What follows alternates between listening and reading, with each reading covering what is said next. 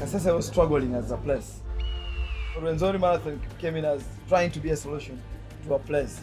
We wanted people to know the good side of this area called Kasese. I've been running from 2006, and I've seen that the number of recreational runners have grown. Actually, the idea is not necessarily to make a big marathon and a more fast marathon. The idea is to bring in actually people who are willing to spend higher. If you do London, you will run around good buildings. You go to New York, it's still buildings. But when you do Rwenzori, it is unique. You will run with young people cheering you, you will see the mountains, and that market is untapped.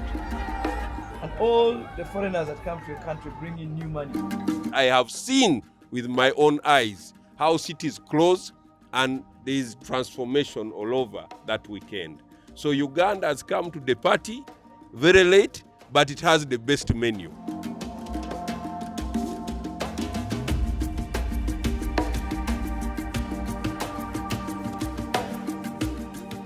Here with me, I have two great men who are championing the sports tourism in Uganda. And the first one is the vision bearer of the Tusker Lite Mount Rwenzori Marathon. Mr. Amos Wekesa is here to give it all.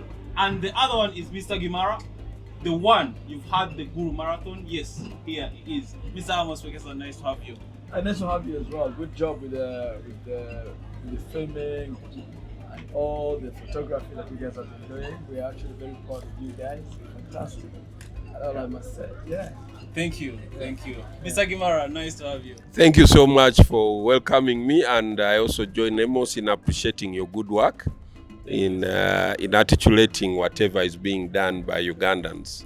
Yes, thank you so much. For starters, for those who don't know you, I don't want to introduce you. I may a little bit lower your titles and whatever you're doing. Please introduce yourself to the public. My name is Francis Gimara. I am the coordinator of the Gulu City Marathon, which is organized by a company called Great North Run Company. I do that as a passion, something I'm very passionate about, both as a recreational runner, but also having been inspired by Rwenzori Marathon. I thought that replicating this across would be good. But in my other work, I am an advocate. I practice law, and I head the Africa Law Practice East Africa offices, both in Uganda, Kenya, South Sudan, and Tanzania. Nice to have you. Yeah. That's such a huge portfolio. And I think we shall dive right in. And I'll start with you, Mr. Amos. Give us the history of the Tusker Lite Rwenzori Marathon. The Tusker Lite Rwenzori Marathon began out as an inspiration from what Gulu Marathon had done to Moshi and Arusha. But at the same time, also looked at how Kasese was struggling as a place. Kasese had lots of issues with rebel attacks. Kasese had issues with disease outbreak. Kasese had issues with flooding. So every bad thing was coming from a place called Kasese. And yet Kasese is probably one of the most beautiful places in the world. There are not many places in the world where you find a mountain ranges like the ones you have here called the Rwenzori ranges. 16 mountains that form the Rwenzori ranges. They are on the equator, and 4 of them have permanent snow. And there's so many animals and plants that are only endemic to this mountain. Then you've got Queen Elizabeth National Park, that's just less than 2,000 square kilometers, with over 660 different species of birds, lots of mammals, lots of primates. Then you've got other national parks like Chibari, which is just 2 hours away, Semiliki National Park, Semiliki Game Reserve, Rwenzori National Park as well. And it was sad to see that such a place had lots of issues. And so instead of complaining, I thought, let me be part of a solution. So Rwenzori Marathon came in as trying to be a solution to a place. We wanted people to know the good side of this area called Kasese. And people slowly are starting to know it. People are coming from all over the world to know it. I mean, if you see the Rwenzori ranges only had 1,000 tourists in 2022. Now, the Rwenzori ranges last year were 10,000. It's grown tenfold. And that's very important for the people to realize that. It's because of the Rwenzori Marathon, and that's the reason why we are pushing this agenda. If we do this for the next 5 years, 10 years, 20 years, everyone is going to appreciate and see the value of what we're trying to do. So the Rwenzori Marathon began as a marathon in 2022 with 800 runners from 4 countries. And then 2023 with 2,200 runners from 17 countries. Then 2024 with close to 4,000 runners from 33 countries. This year there have been close to 6,000 runners from 35 countries. So it is actually growing. If you look at, for example, Kenyans, we had 250 Kenyans last year. This year we had close to 700 Kenyans. Most likely we'll get about 2,000 Kenyans coming in next year. And all the foreigners that come to a country bring in new money. When you're Ugandan and you're from Kampala and you travel to Kasese, you are only helping in the redistribution of wealth, but you're not bringing in new money in the country. You're moving money from one pocket to another. The one pocket is Kampala, the other pocket is Kasese. That's how it works. But also it gives Ugandans a chance to see a different part of the country. It also inspires Ugandans to invest. So that travel helps that. It gives knowledge to those that are traveling as well. But in terms of bringing in new money, we need foreigners coming in from different countries. That's why we celebrate when we see people from Dubai, from the US, from the UK, from Kenya, spending money in this economy. And if you see, when we started the marathon in 2022, people were focused on cheap accommodation only. But this time, even the most expensive accommodations, which charge in thousands of dollars, were full in the national parks of runners that had come here. So it shows you that the quality of runners has actually gone so high. And I know many people don't know, but there are quite a lot of people actually. There were so many billionaires here who came to run. There are also multi-million-dollar guys here. People, you had speakers, a speaker of parliament from a neighboring country. You had social media influencers from South Africa, the US, the Middle East, the UK, Kenya. So it's a fantastic thing. We've seen 6,000 runners. We've seen an energy of local people cheering up that woke up straight from 4 a.m. because we were on the road and they were already there. What does that show? Are the locals picking up and supporting the marathon because they have seen value from it? Yeah, in 2022, the locals in Kasese never understood what we were doing. And therefore they were, apprehensive. I don't know if that's the right word to use. My colleague is the one who understands English. They were not very open to the whole idea. But when the marathon happened and we brought 800 runners, and remember, in 2022, Kasese had only 500 rooms. Every room was occupied. People slept in cars. Every supermarket ran out of food. Restaurants could not hold the amount of people. So the Kasese people woke up. And Kasese people are extremely very business oriented. You can see those ones roasting chicken, those doing borders.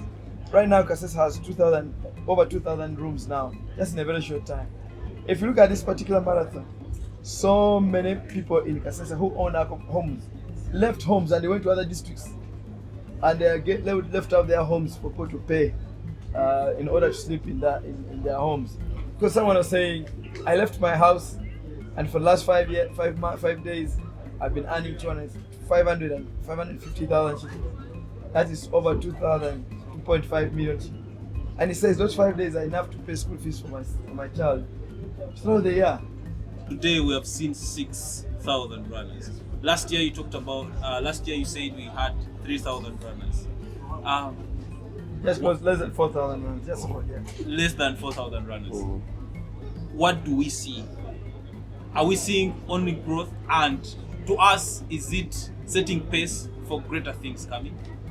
Well, I think one of the targets has been to try and multiply countries of people coming. But we have realized that should never be the dream. The dream should be, if someone has come from Hungary, how do we, if there are 2 people, how do we grow them to 20 people? If 700 people have come from Kenya, how do we grow them to 2,000? If guys have come from the US, how do we grow them to 20,000? you know, that's not to like maybe 2,000. So the idea is not necessarily to make a big marathon and a more fast marathon. The idea is to bring in actually people who are willing to spend higher, such that the Kasese people can actually now start dreaming bigger and better. Mr. Gimara, Gulu Marathon, how does it come? And how are we looking at another Kasese uplifted in Gulu? As a recreational runner, when I first came to Rwenzori, I have only missed one edition of the 4 because I was out of the country. But when I first came here, I then realized that what Amos was creating was very important for very many reasons. I've been running from 2006 when MTN first introduced their marathon, and I've seen that the number of recreational runners have grown when MTN first introduced their marathon, and I've seen that the number of recreational runners have grown. So what most people are now beginning to do is to travel to Kili, travel to Nairobi Standard Chartered.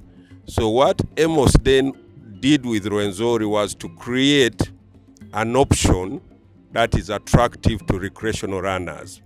And that option was to make the race certified so that they can qualify for comrades, and also to have it recognized by World Athletics Federation. Now, doing Rwenzori, offering a menu that is unique, every part of the country has a unique menu that can be curated for the same market. So Gulu comes in handy then. I then said, okay, this is time to get Gulu going for many reasons. Gulu sits at a central point for people to get accommodation, and then they can do Maction Falls and as well do Kidepo with ease. So it sits in a very important place geographically. But also, I noticed that for people who want to run, the Rwenzori Marathon has its attraction. It has its uniqueness. I did the 42 kilometers today. From kilometer 24 to 35 is a hill. And that's the beauty of a challenge. Every run provides you a unique challenge. Now, Gulu is different because Gulu is fairly flat. Now, it is very possible that people will come to Gulu to run on a flat course and enjoy that. And runners want that variety. People want to do the Berlin Marathon because that is where the fastest times are registered. Then they go to Chicago and have a different challenge. Now, having done all those runs, I also know that every runner wants to do a different marathon for a different reason. So if you have Rwenzori here with a positive challenge, and you add a Gulu menu, which is a flat course, and also with its own tourist attractions, a person will be able to come run Rwenzori in August and do Gulu in December.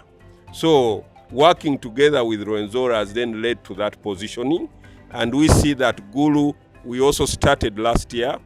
But last year, you recall that the road Karuma Bridge had closed. So we lowered the target to less than 500. But again, we shot to about 600, first edition. Now this year, Karuma Bridge is open. We are looking better numbers. We are also looking at it growing on its own as an attractive proposition to recreational runners and as well as tourists. So it is something that is growing. By the way, when you look at all these cities, for instance, the London Marathon they all attract upwards 40,000. Berlin, upwards 40,000. Those are runners. Now, they don't come as runners. They travel with families. Meaning that if a marathon is well organized, you could have potentially 1 million people visit a destination that week. So that's the potential that is available in these marathons. They are serious things, and we believe in them because I have done these marathons. I have seen with my own eyes how cities close and there is transformation all over that weekend. So Uganda has come to the party very late, but it has the best menu, you know, to give. Because in those cities, if you do London, you will run around good buildings. You go to New York, it's still buildings. But when you do Rwenzori, it is unique.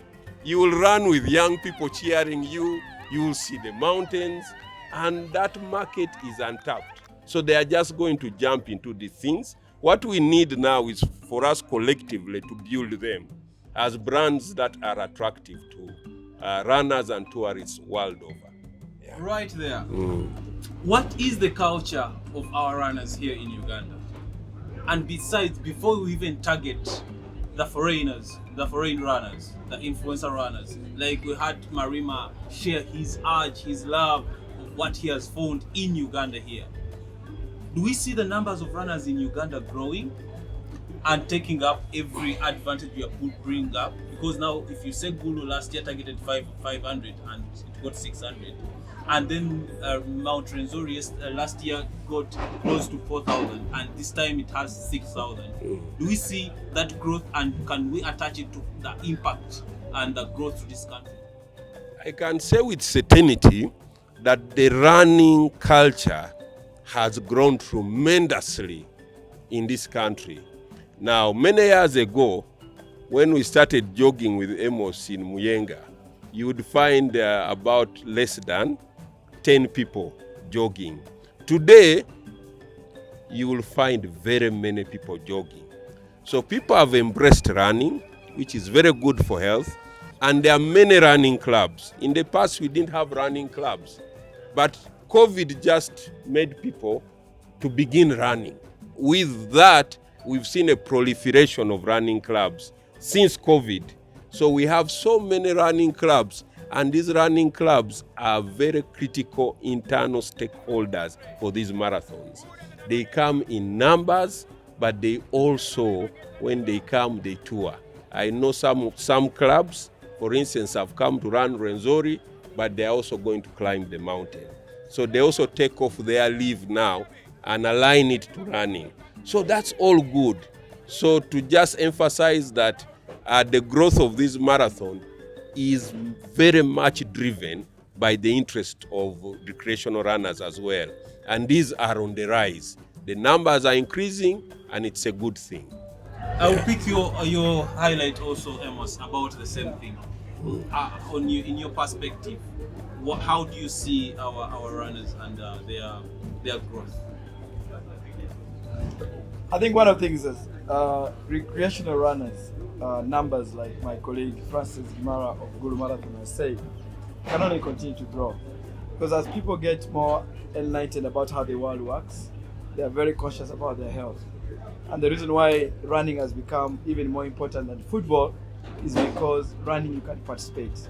10 years ago, if you wanted to participate in running, you had to be an elite.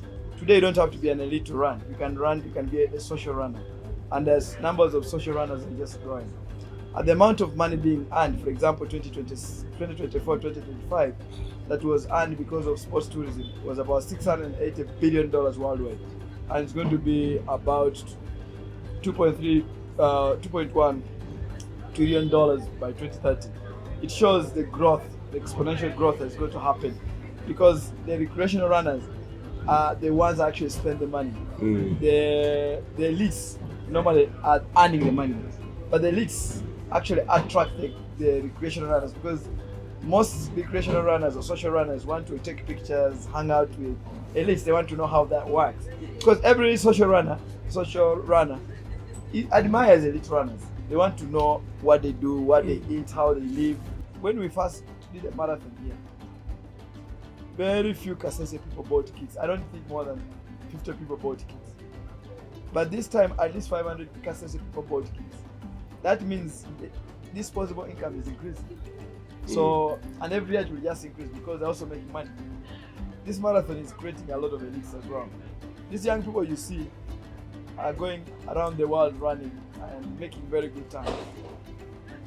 As long as you become 18 years, no one owes you anything. You owe yourself ability to work.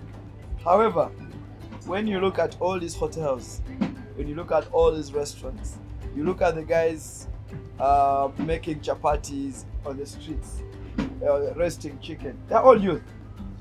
When you look at even some of the runners, are also youth.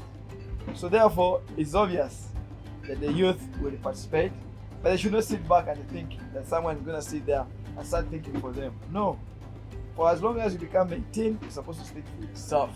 You're supposed to fight for yourself. And when you see an opportunity, take advantage of it. When you are brought runners, don't sit there and just think, what are they going to give me? Because someone the other day asked me and said, oh, what charity thing are you going to support? I said, I am not going to talk about charity because we have gotten aid as Uganda for so many years. What have we done? We've grown instead more poorer.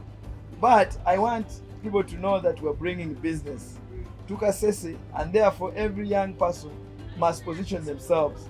And the advantage is that Kasese is changing because there are guys who just made sure they breeded chicken between, I think, February and this time, and they have sold all their chicken.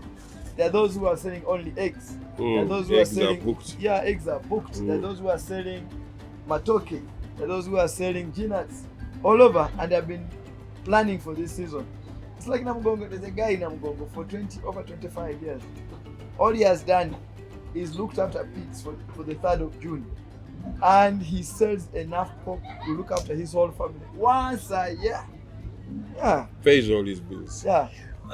I normally tell the youth when I speak to them, I use an African proverb that says a child who knows how to wash his hands will always eat with elders. My point is that I normally challenge the youth that what are you bringing on the table? We have gifted youth. So for instance, from our work with Amos, the youth who come and run these marathons, first, they need to begin, those who think they're athletic, this is an opportunity for them to train harder, to be identified. Because the people who come for these marathons have international contacts. It is very easy to pick up a young person who has run very well and come out as top 10, and then they find a sponsor who can help them. Why? Because with the connections you make at such events, your talent is identified. But as a young person, train for the marathons. You get it? Take this as an opportunity to develop the talent God has given you. There's a young boy who did Gulu Marathon, the 10 kilometers run. He did it in 36 minutes. Now that is talent. So such young people, we are not leaving them. You get it? But he first had to show up. So young people in Uganda must show up with what they have. There are very many who have come, both here in Rwenzori. Young people are working, helping with the marathon, but they are bringing digital skills. They are bringing things that we can't do online. They are helping with that. So the young people must prepare themselves to seize opportunities. And we need to tell young people that get the skills. Get the skills. If you're a runner, begin to run. If you see something, an opportunity within the marathon, come with what you have. For this year, and maybe we shall not prompt for next year, what is that one thing unique you bring out each year? You know, life is dynamic. Life is never static. So every time we're thinking about new ideas. If you look, for example, this year, last year we never had caps. Even when we had the West Bag, it was different from this year. If you look at the designs of the t-shirts, you know, they represented snow and the mountains. They represented the contours of the mountainous areas. So there is always something unique in as far as this is concerned. But right now, we want to just continue pushing Uganda through promoting the marathons, both Gulu Marathon and Rwenzori Marathon. There's so many Kenyans and Ugandans who came to qualify for the Comrades, for Two Oceans, so many runs around the world. Many of them have qualified, some have failed. So, but they have another chance in December to go to Gulu. And where Gulu being more flat, they have higher chances of qualifying for international races because it's certified. Now, since Gulu is certified, But Gulu is 1 or 2 years behind us. Us this year, we're aiming for a label marathon. And most likely we will get it by December. So we're always looking for something new. And if we become by December, it means we shall be the first probably label marathon in East Africa. Yeah. So, and it'll be good for Uganda. Then the next year, Gulu Marathon follows. We work together. Yes, Mr. Gimara. I think Amos has alluded to the fact that in Gulu, what we are presenting uniquely is that flat course. We have now been certified, meaning that people can actually have very good times in Gulu. But the other thing that we are doing in Gulu is one thing that we want to sell is the unique culture of Gulu. So you'll see a lot of cultural infusion into the marathon, because we'll also like people to have a taste of what true, authentic African culture is. So we think that Gulu can represent African culture at a global stage by organizing this marathon. So that's the unique thing. So we are cooking up something around that. So come to Gulu to see it on 6th December. We are here at the Tusker Lite Mount Rwenzori Marathon, bringing you live these conversations and more. Keep it in lock from Destination 256. I'm Zingo Zal, your host. Bye-bye.